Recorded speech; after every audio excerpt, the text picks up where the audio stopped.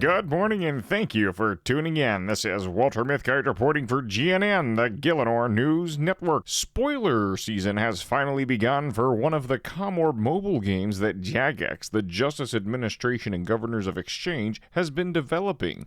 RuneScape. Most adventurers in Gielinor don't know that RuneScape exists, even less that JAGEX creates the game as the largest NGO in Gielinor. For those of you included in that ignorant majority, RuneScape is a game largely based on our world of Gielinor, but the adventurers have more evolved combat techniques. In any case, for the first time ever, RuneScape is having a temporary game mode known as Leagues that features increased drop rates, increased XP rates, and relics that push what is possible even further than the virtual version of Gielinor already does. As you can tell, balance is thrown out of the window for RuneScape, and for Leagues, this is even more true. For today's spoiler, we have our very own Weave to give his analysis. Please be gentle. He is totally not embarrassed about how much he played RuneScape in the past. Alright, listen Walter, I don't need you to guard my virtue, okay? I already feel helpless enough as I'm still struggling with the Colosseum. More on that after we cover RuneScape Leagues. As Walter was saying,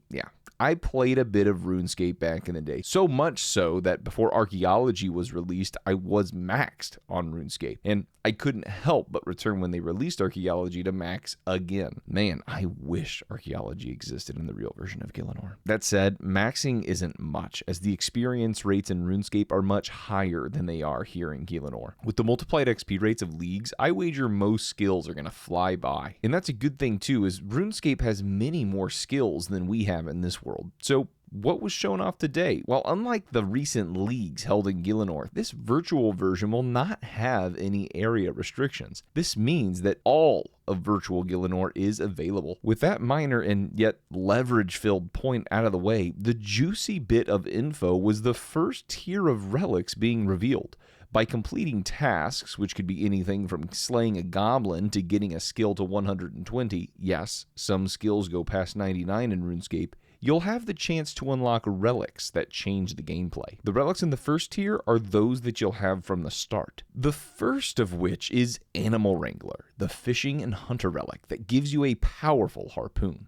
With this harpoon equipped, the relic removes bait as a requirement for fishing, increases the catch rate by 50% for all fish, automatically banks all caught fish, and has a toggle that allows the fish to be automatically cooked as well. The harpoon will also cause your hunter traps to never fail, as well as doubling and banking all of your hunter loot. When it comes to this relic, it seems to be a trap for those that have not adventured in RuneScape's version of Gielinor before. With porters, harvested items can already be automatically banked. And with Archaeology, you can unlock the ability to have harvested fish cooked automatically. As for the hunter perks, one RuneScape player on the RuneTube Commor app that this broadcast is on, the RS guy, mentioned that Hunter isn't all that difficult of a skill to train in that version of Gielinor, and the primary training method has loot that stacks, so the perks aren't too attractive. This leaves the primary boon of this relic being the 50% catch rate. So is it worth it? Well, let's take a look at the second relic. Divine Woodcutter is that second relic, and as the name suggests, it grants you a powerful hatchet.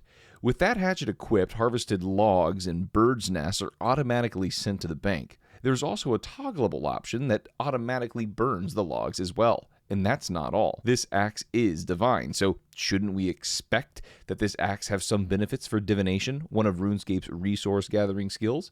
In this virtual Gielinor, players train divination by harvesting non-stacking memories from wisps and converting them to stacking energy at a nearby rift. This relic enables players to not have to worry about depositing to the rift, as all memories are automatically deposited when harvesting the wisps, as well as making the wisps last even longer for extended low-intensity training, all while having double the harvesting and conversion rate for that energy. Similar to the Animal Wrangler perk, the extra energy is what is interesting here, as the energy is needed to power your gear later on, as it is modified by the invention skill. That's really it though, as the other benefits from this relic can, again, much like the Animal Wrangler, be gotten from Archaeology. So does that extra energy beat the last tier 1 relic? Excavator is the final relic in this tier that gives players a Matic pickaxe hybrid that, when equipped, lets the player experience benefits for mining in Archaeology. archaeology. For mining, all ores are automatically smelted, all gems automatically cut, and much like the other two relics, automatically banked as well. For archaeology, the relic is going to increase the rate at which chronotes, a currency used by upgrades at the Archaeology Guild, are obtained, as well as reduce the materials needed to restore artifacts, the items that grant a large chunk of your archaeology experience. Both of these skills also have hotspots in the areas that move around in this version of Gielinor to encourage active skilling, but with this perk, those hotspots are now static for maximum low-intensity gains. If you can't tell, I'm a huge fan of this relic. It supercharges the rate at which you level archaeology, which, as I alluded to while covering the previous two relics, is a very powerful skill. Furthermore, this relic enables you to easily train crafting from the auto-cut gems and smithing from the auto-smelted ores, two skills that are needed to unlock invention. This option seems like the meta pick, especially if you're a RuneScape veteran that knows how ingrained invention and archaeology are in the rest of the game. As for right now, I'm planning on this being our only coverage of the RuneScape Comorb game, as our media outlet is primarily focused on the happenings of events in our real version of Gielinor.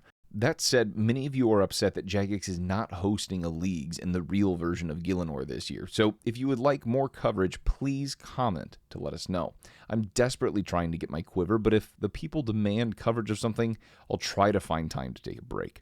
As for this week, I had one soul attempt, and it seems like the sailing stress test a while back trolled me a bit, as the experimental GPU plugin made it hard to see some visuals. My biggest change going into this next week is that I am officially swearing off the Colosseum.com Comorb app. It was amazing for the Inferno, but after clearing soul back to back to back in the simulator and then getting stomped in the real fight, it's just too different.